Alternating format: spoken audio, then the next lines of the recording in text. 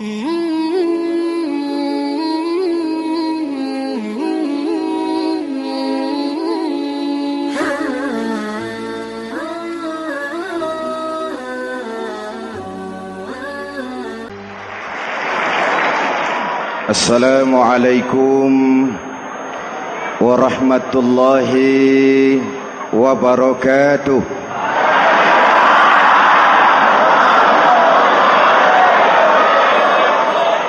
Alhamdulillahi rabbil alamin.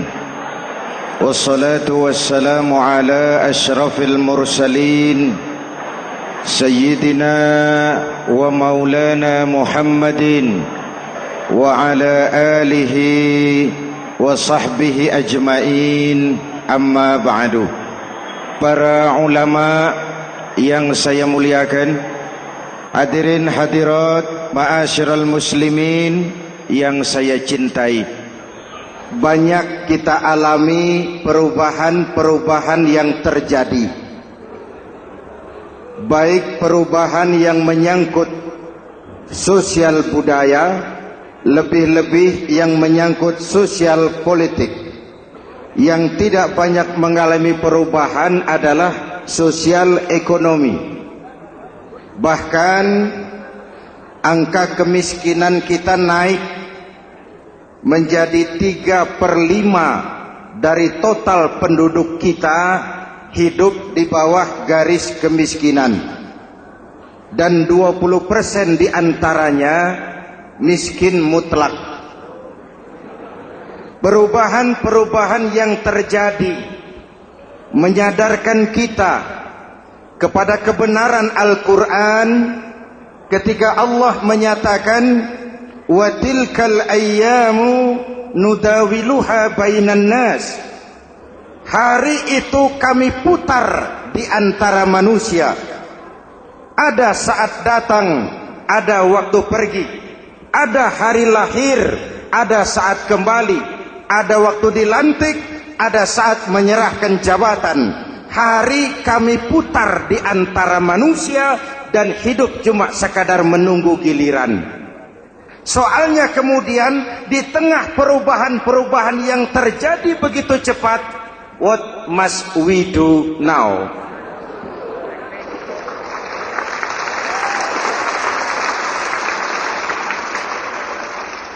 Saya juga nggak ngerti itu.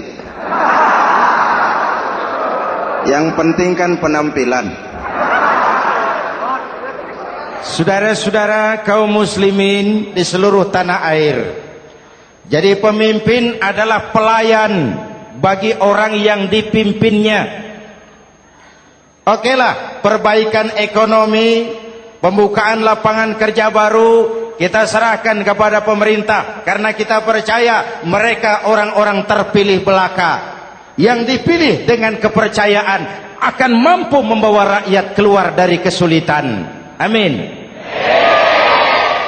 Tugas kita sekarang di zaman susah meluruskan akidah. Jangan sampai mbah dukun yang naik ke permukaan. Betul? Islam misinya yang pertama membebaskan manusia dari kemusyrikan.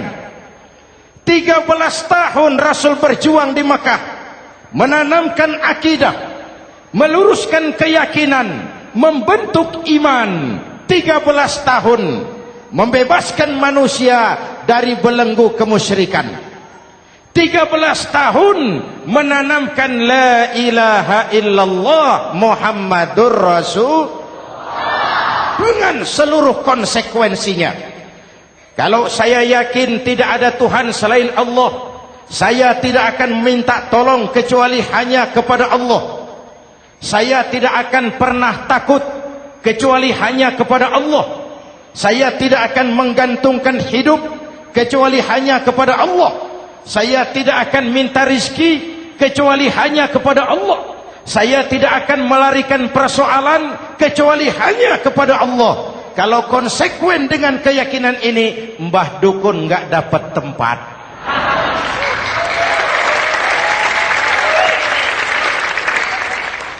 Akur? Ayo lihat secara sederhana. saya sandaran di tiang, tiangnya ambruk, sayanya jatuh. Saya sandaran di tembok, temboknya runtuh, saya juga runtuh. Saya sandaran kepada orang kaya, dia jatuh miskin, saya bangkrut.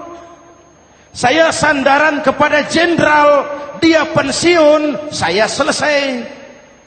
Tapi kalau saya sandaran hanya kepada Allah, Allah tidak akan pernah miskin, Allah tidak akan pernah lumpuh, Allah tidak akan pernah terpuruk, dan Allah tidak akan pernah berkurang kekuasaannya.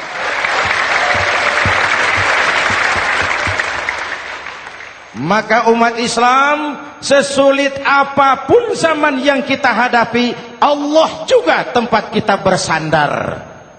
Jelas?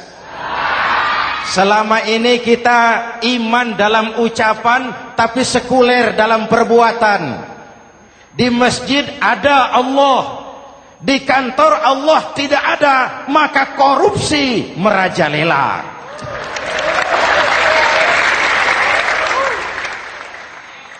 Di masjid ada Allah, di pasar Allah tidak ada, maka timbangan tetap curang. Kita iman dalam ucapan, tapi sekuler dalam perbuatan. Oleh karena itu, sesulit apapun zaman yang kita hadapi, iman jugalah pegangan kita. Allah juga tempat kita bersandar.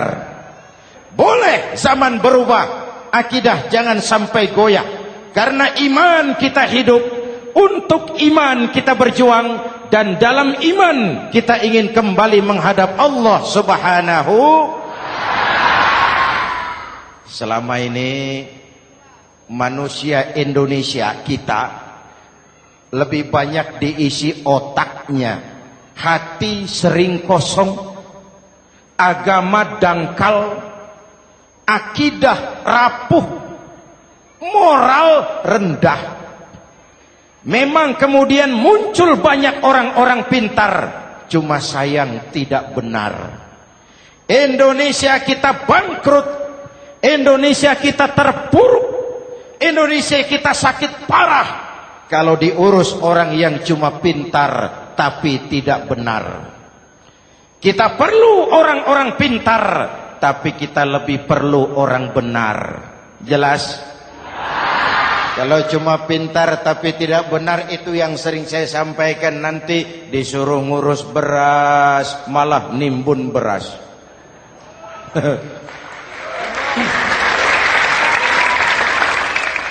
Disuruh ngurus laut malah jadi bajak laut.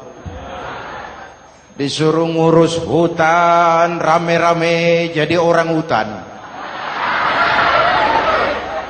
Jutaan hektar hutan Indonesia kita ini merupakan kekayaan sumber daya alam kita yang harus digunakan bagi sebesar-besar kemaslahatan rakyat. Yang disuruh ngurus hukum malah bikin hukum seperti pisau, tajam ke bawah, tumpul ke atas. Jangan heran lalu di masyarakat muncul street justice, pengadilan jalanan, sebagai refleksi dari ketidakpuasan melihat sikap hukum yang sangat berpihak. Kalau yang kecil salah, hukum cepat-cepat ditegakkan.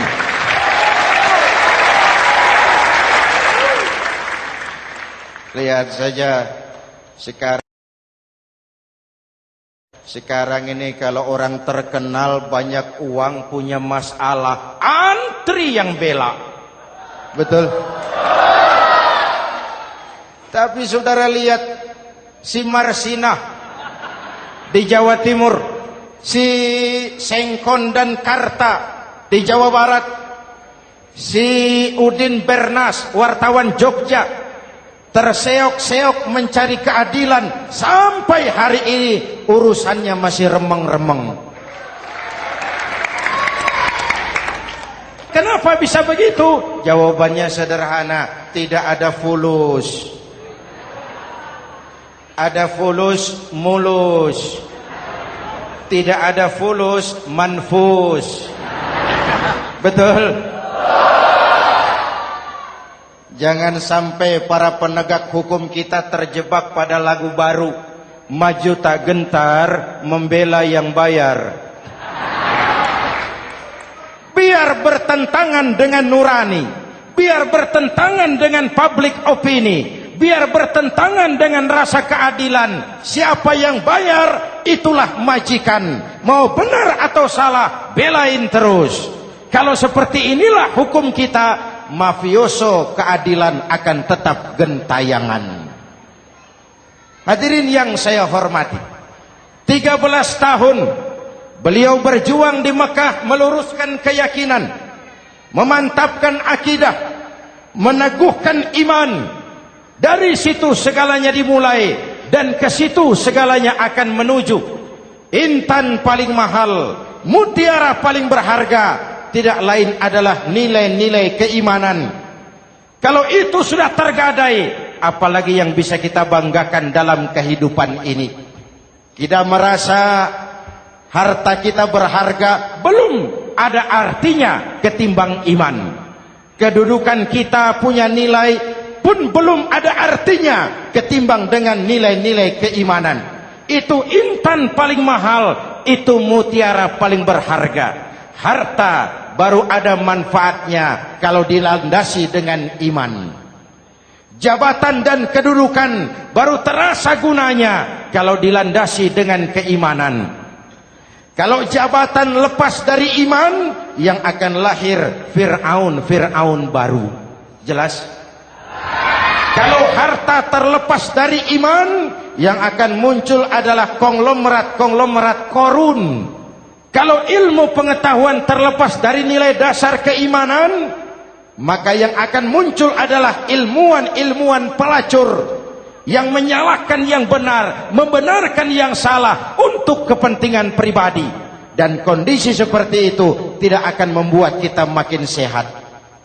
Oleh karena itu, pada kesempatan ini, pesan pertama saya, menghadapi zaman susah, tetap jaga akidah. Tetap pelihara keyakinan. Kesulitan bukan untuk ditakuti, untuk diatasi. Hidup adalah kerja keras, bukan keajaiban. Perubahan tidak akan datang hanya dengan simsalabim abragadabra. Perubahan tidak akan muncul hanya dengan berandai-andai. Perubahan tidak akan turun dari langit seperti turunnya embun di waktu malam. Perubahan adalah kerja keras. Sehingga Al-Quran membimbing kita, innallaha la yughayyiru ma biqaumin hatta yughayyiru ma bi anfusihim. Allah tidak akan mengubah keadaan suatu bangsa kalau mereka tidak mau mengubah apa yang ada di dalam diri mereka. Yang ada di dalam diri itu rule of thinking, state of mind, cara kita berpikir, cara kita memandang kehidupan, cara kita mengatasi persoalan. Hadirin yang saya hormati, inilah iman. Berangkat dari ini kita menyadari, ini ujian buat kita rakyat. Dan kita rakyat Indonesia ini kalau sama susah sih sudah kenyang. Ya Pak? Ya Pak? Kita ini sebagai bangsa mengalami apa yang disebut oleh Bung Karno up and down. Naik, turun, timbul, tenggelam, pasang, surut.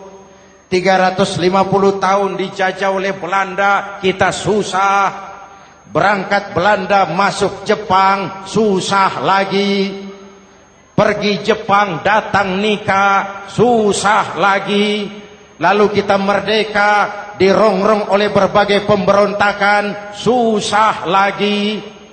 Makan bulgur, antri minyak. Lalu PKI berontak, susah lagi. Muncul orde baru, lama-lama susah lagi.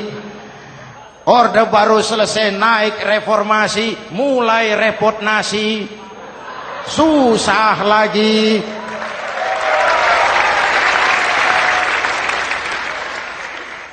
Kalau susah kita ini sudah akrab, sudah intim.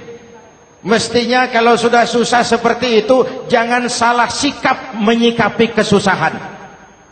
Jangan sampai kita potong kompas, ambil jalan pintas, terjebak menghalalkan segala cara. Itu tidak akan menguntungkan.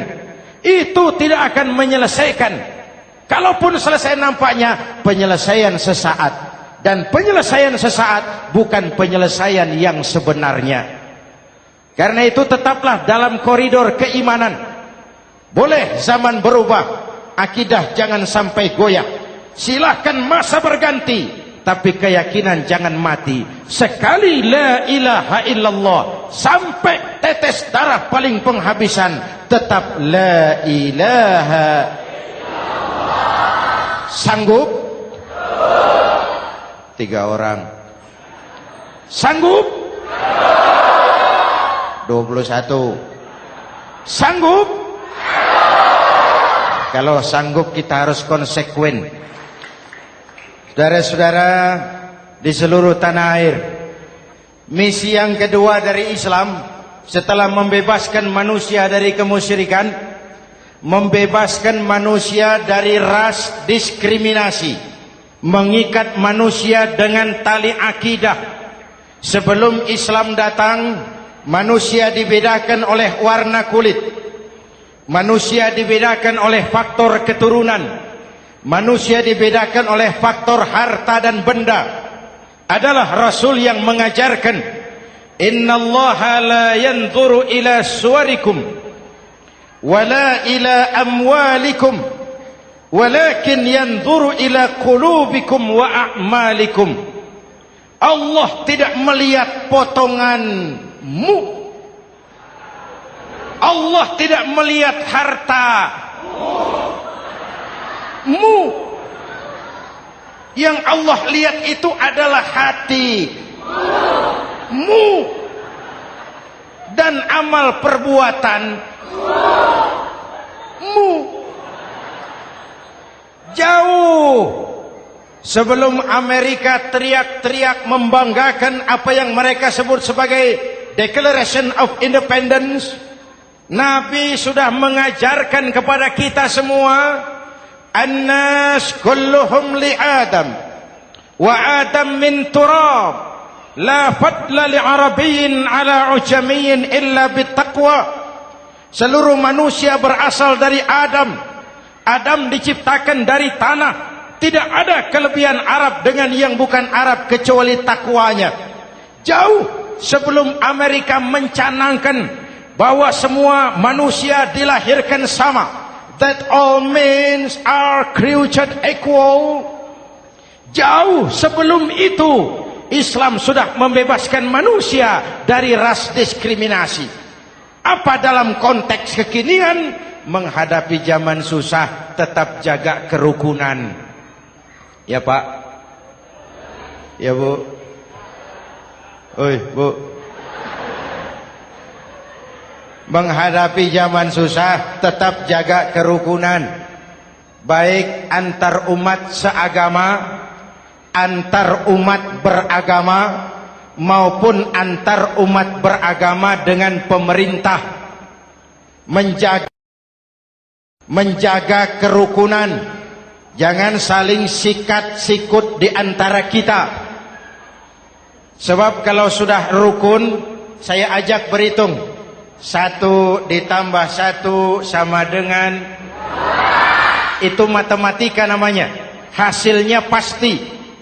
Tapi angka sosial hasilnya aneh. Saya ubah jadi angka sosial. Ayo kita berhitung lagi. 1 orang takut ditambah 1 orang takut sama dengan 2 orang setengah berani. Kenapa setengah berani? Karena sudah berdua. Tadi kan takut sendiri. Kalau sama-sama takut berkumpul jadi setengah berani. Kalau ditambah 1 orang takut lagi, 1 orang takut ditambah 1 orang takut ditambah 1 orang takut sama dengan 3 orang berani. Kenapa jadi berani? Karena sudah bertiga. Kita yang lemah, kita yang marginal, kita yang dikucilkan, bahkan kita yang dilecehkan, kalau mau rukun kita akan kuat dan tidak bakal dipermainkan orang.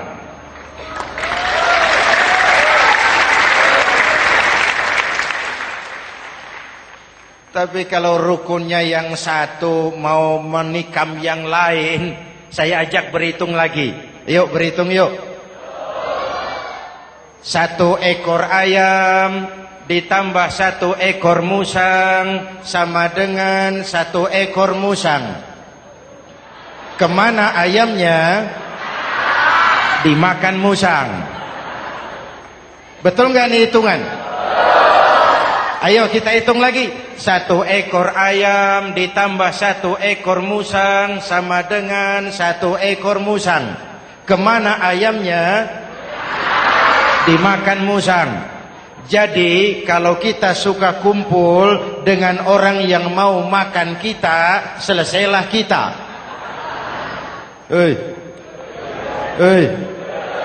Maka kalau merasa kita ini ayam, yuk kumpul sama-sama ayam, pulang ke kandang ayam. Kalau ada ayam kumpul ke kandang musang, itu namanya ayam minum baygon. Jelas? Menjaga kerukunan. Pertama, antar umat seagama, sesama muslim harus saling menjaga, harus saling memelihara.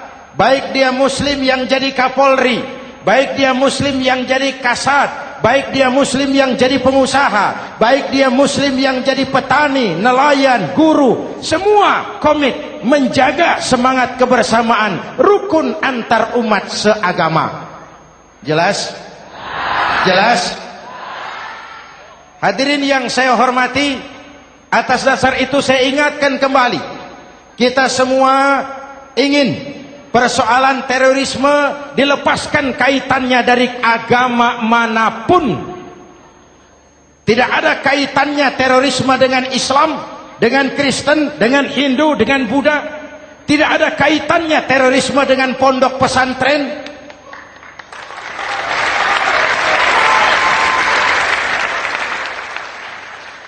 Jangan sampai pesantren jadi kambing hitam. Karena sejak zaman penjajahan, pesantren sudah terbukti memberikan kontribusi bagi perjuangan memerdekakan rakyat Indonesia. Rukun antar umat seagama.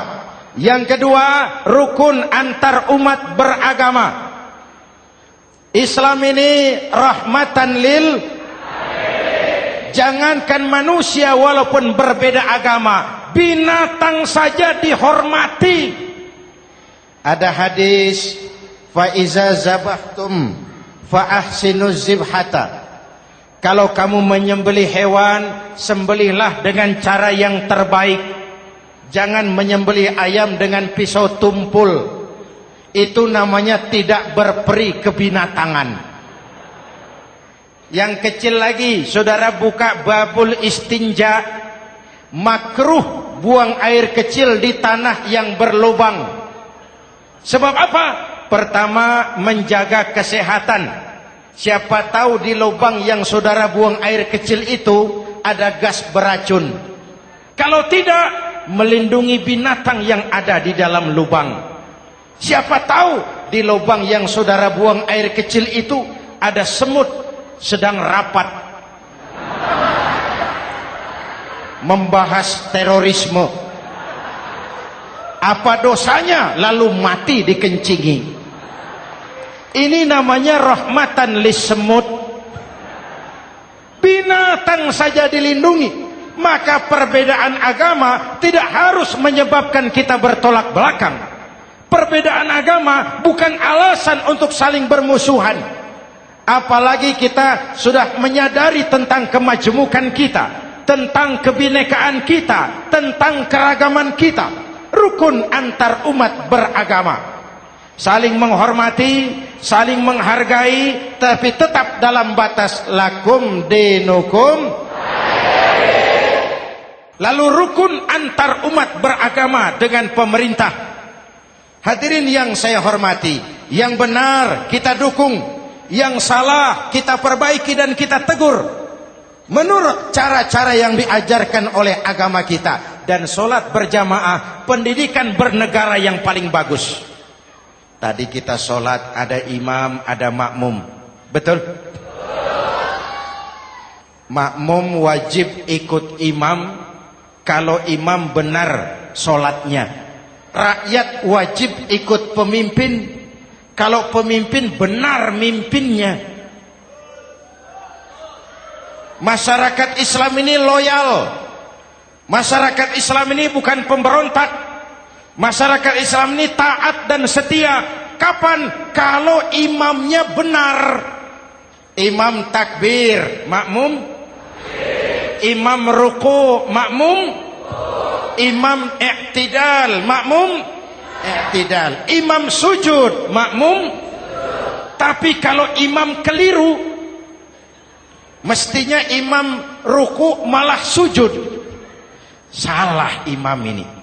Tegur. Siapa yang wajib negur? Makmum yang saf terdepan. Anggota DPR.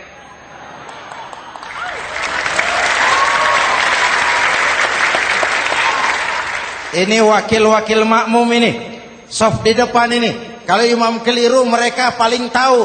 Ngomong. Tegur. Bagaimana negurnya? Ada aturan main. Mestinya ruku, imam sujud. Salah ini imam. Subhanallah. Kan begitu negurnya. Betul? Tidak boleh juga imam keliru, makmum emosi. Main pegang. Weh, makmum salah. Hoi, hoi. Kacau sholat. Betul? Anggota dewan ini, saf di depan. Itu kalau imam keliru. Satu saat imam buang angin. Namanya manusia bisa buang angin toh. Apa makmum lalu berkata, demi kesetiaan saya kepada imam, imam buang angin, saya lebih keras lagi. Itu namanya fanatisme buta, loyalitas yang goblok. Imam buang angin, minggir. Iyyaka na'budu wa iyyaka nasta'in. Sampai situ imam buang angin, minggir imam. Lalu saf yang di depan maju. Tidak usah bikin solat baru, teruskan pekerjaan imam. Ihdinas siratal mustaqim. Teruskan. Kenapa? Kalau bikin solat baru lagi, nanti buang angin lagi. Bikin lagi solat. Kapan selesainya solat? Kapan selesainya membangun negara ini? Yang penting imam tahu diri, buang angin, minggir.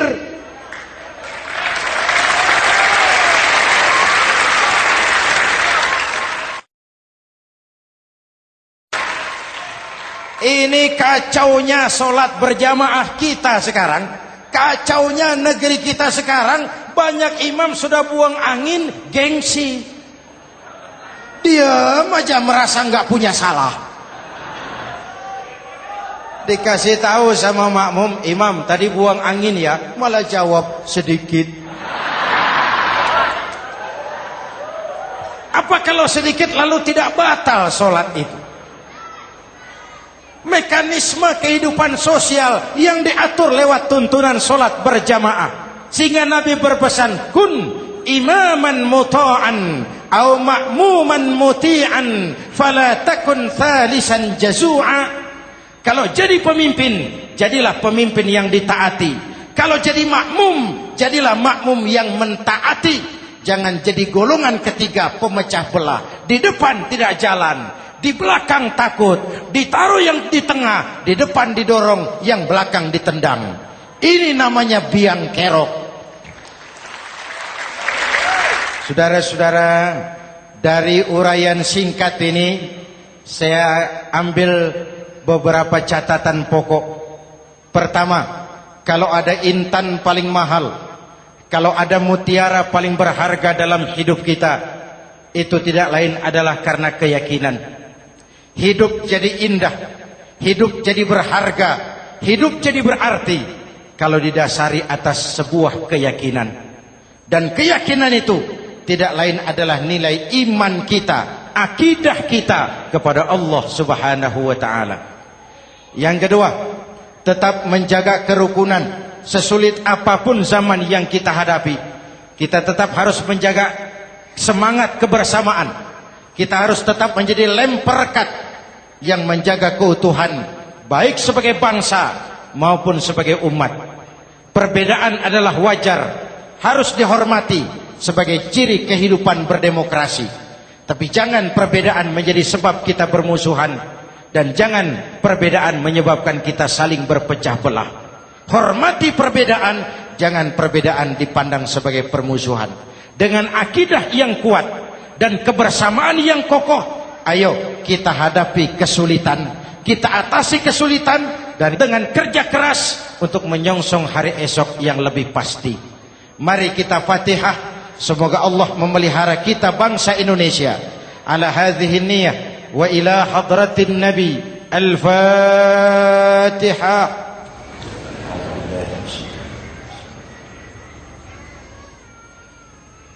Iyyaka na'budu wa iyyaka nasta'in. Ihdinas siratal mustaqim. Siratal ladzina an'amta 'alaihim. Bismillahirrahmanirrahim. Amin. Alhamdulillahi rabbil alamin. Allahumma salli wa sallim mubarak ala sayyidina Muhammadin wa ala alihi wa sahbihi ajma'in. Allahumma rabbana taqabbal minna salatana wa siyamana wa qiyamana wa takhashu'ana wa ta'abbudana wa tammim taksirana ya arhamar rahimin. Allahumma aslih man fi salahihi salahul muslimin. Allahumma ahlik man fi halakihi salahul muslimin. Allahumma rabbana la tu'akhizna in nasina aw akhtana. Rabbana wa la tahmil alaina isran kama hamaltahu ala alladhina min qablina. Rabbana wa la tuhammilna ma la taqata lana bih wa'fu 'anna waghfir lana warhamna anta maulana fansurna 'alal qaumil kafirin. Allahumma ij'alna minas su'ada'il maqbulin wa la taj'alna minal ashqiya'il mardudin. Afdalu ma qultuhu ana wan nabiyyuna min qabli. La ilaha illallah.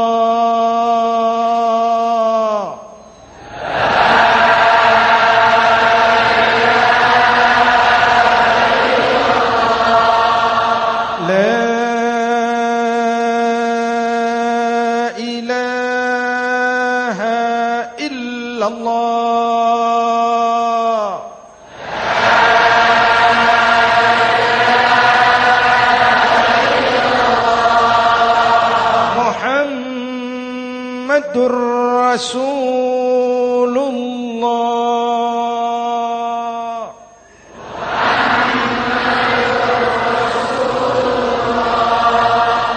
Sallallahu alaihi wa alihi wa sallam. Kalimatu haqqin 'alaiha nahya wa 'alaiha namut wa 'alaiha wa biha nub'atsu insyaallah minal aminin minal aminin minal aminin rahmatika ya arhamar rahimin.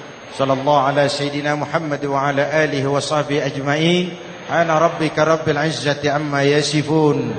Salamun alal mursalin. Walhamdulillahi rabbil alamin. Jumpa lagi di lain kesempatan insyaallah. Wassalamualaikum warahmatullahi wabarakatuh.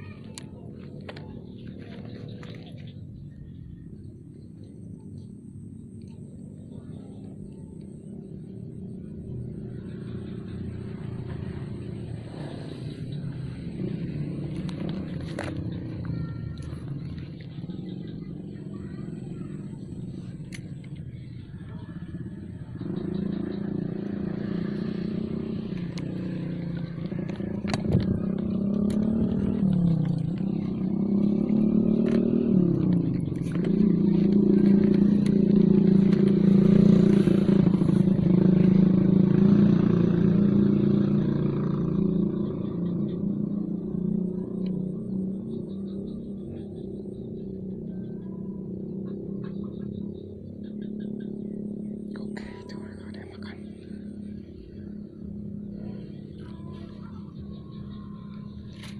Aduh.